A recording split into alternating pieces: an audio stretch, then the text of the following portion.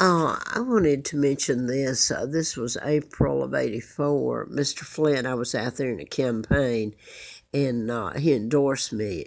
And Larry McDonald, Congressman Doctor, was responsible. I'd written about him in a book I wrote on mind control, MD: A License to Kill. And while I was doing the book, Larry Flint was shot in Lawrenceville, Georgia, next door to Marietta, Georgia, where I lived in '78. Had a letter from the FBI, ongoing investigation. National security involved was what came back from U.S. Attorney Harper, FBI investigation, so it's ongoing, they're saying. So anyway, I'm going to skip because I'm having a rough time. When I'd never met Mr. Flint, when I was flown out there, I was doing the book in '76 till they almost killed me, April Fool Day of '80, and I'd had the letter from the FBI and all that. And all this is still happening. So I'm leaving this out. I can't get it all up. In the campaign, I was flown out there, and first time I had ever met him, I was flown to Bel Air 2 times in October during the campaign of '83. And he did this endorsement April of '84. And when I met him in '83, was picked up at the airport and taken to his home. The first thing he said to me was, "You don't have to tell me anything about yourself. I already know everything there is to know." And he said they were going to send you back a vegetable. Well, they had put antifreeze in me.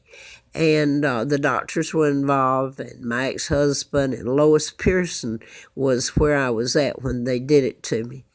And April Fool Day, I didn't know what had been put into me, and I went to West Paces Fair emergency room for a tox screen, and it turned out to be hell on wheels. Shoved into a car with Lina Dempsey. She smothered the twins. This is me in '41 when they had kidnapped me in '39 and brought me to Moulton, Alabama, this family. She killed her twins, Peggy and Carl. They gave me the name of Peggy, and they killed her about 2 weeks before I was put there, so they planned it all. Covered it up because she would face the gas chamber in Alabama. Now, it was a horrible life, and I didn't find out about my kidnapping till after I'd been out here.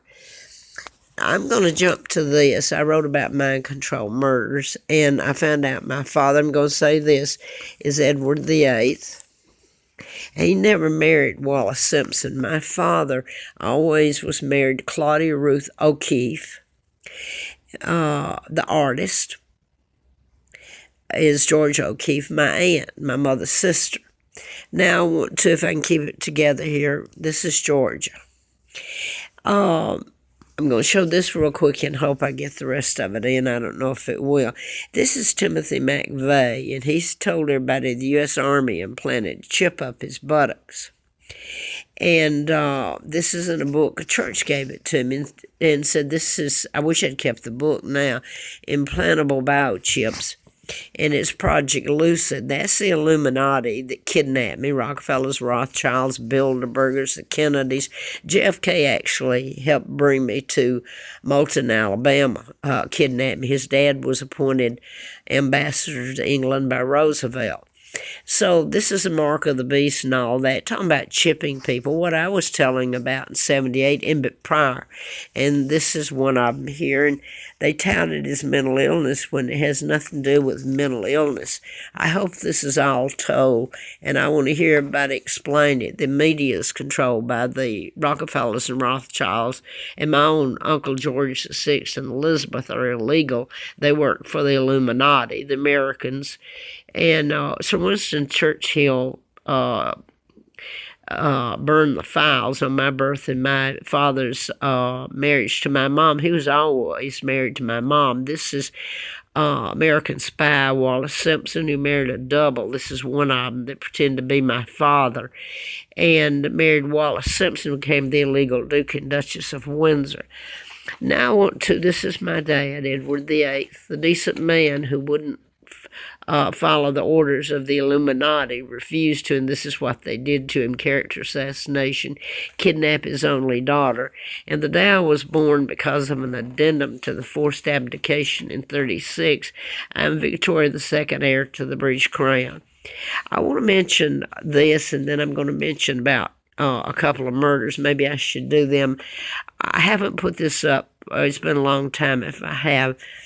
Back when, after I'd worked for Fred Simpson in 1980, the district attorney there, after they'd put the antifreeze in me, and I almost died. And yes, I finally did get a report done back.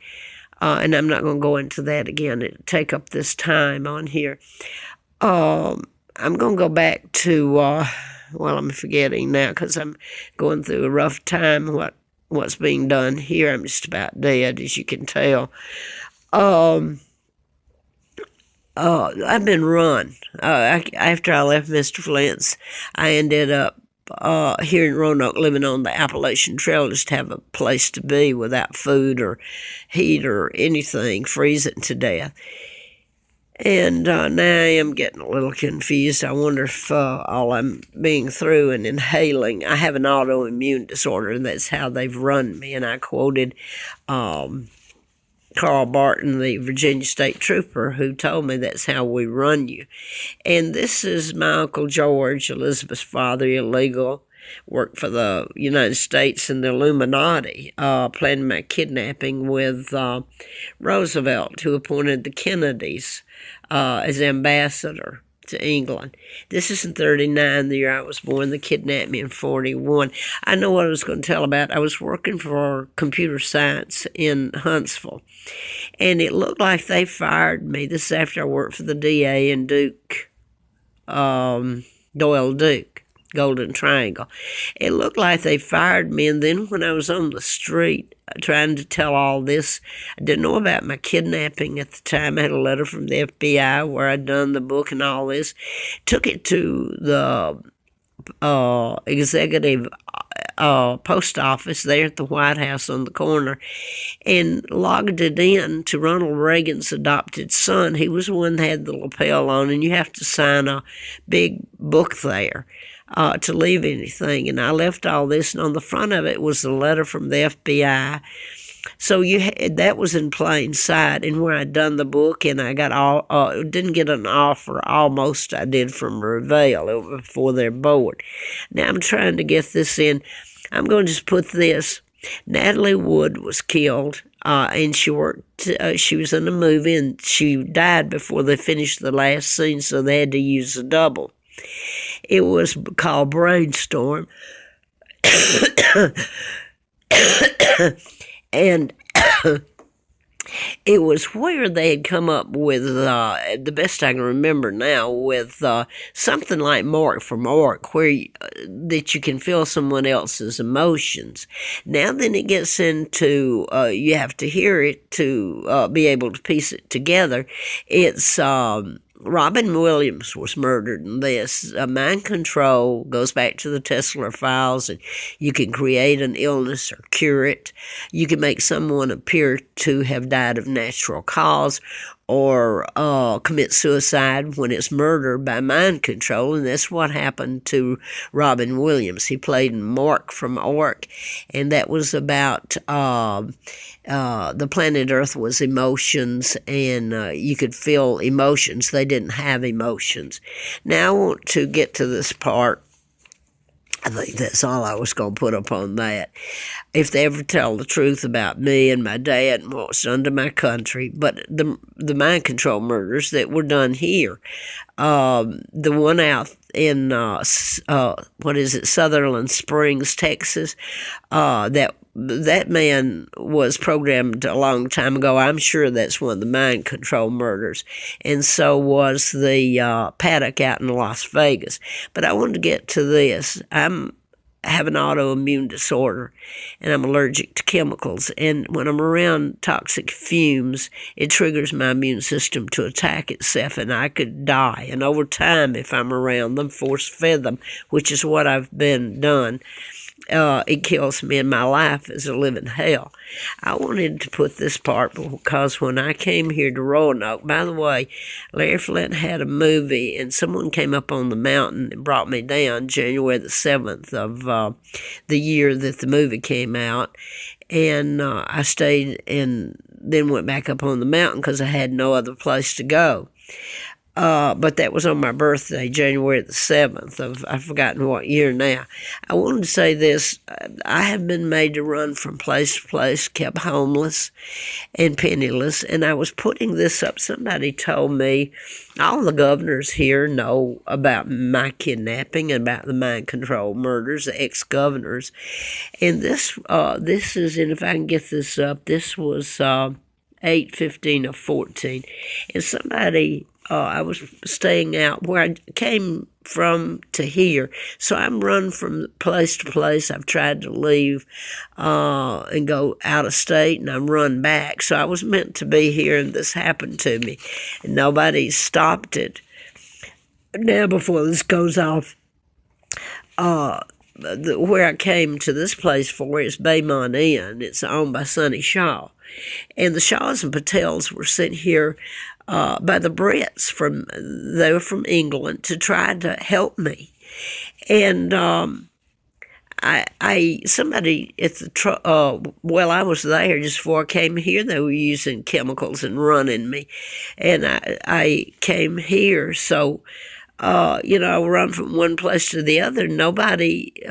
Well, anyway, just let me get this in, because I certainly didn't know this. It was given to me by a person, long-haul trucker, and he was mail. He delivered, it was a mail truck, one of those long ones, and he was at the hotel in Troutville that he owns, and I came from there to here, and the trucker said, I've seen some of this is back in 14, he said, I've seen some of your videos, and I'm so happy to meet you, but I wonder if you knew about this. Well, I've always known that Tim Kaine and Bob Goodlatte,